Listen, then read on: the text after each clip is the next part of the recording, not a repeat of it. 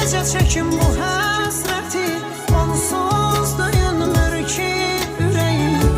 Salım qəlbi gəlməz dilə, mən eşqim üçün gəldim dizəm.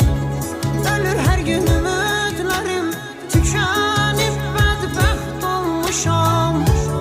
Yalvarıram uca Rəbbim, alsın məni dərgahına.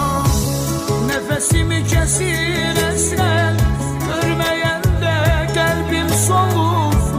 Görəndə gözlərim onu, ruhum bədəni tərk edir. Qovuşmaq çox imkansızdır, aramızda dağlar dayanır.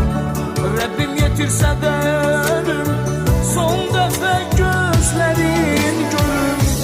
Nəfəsimi kəsir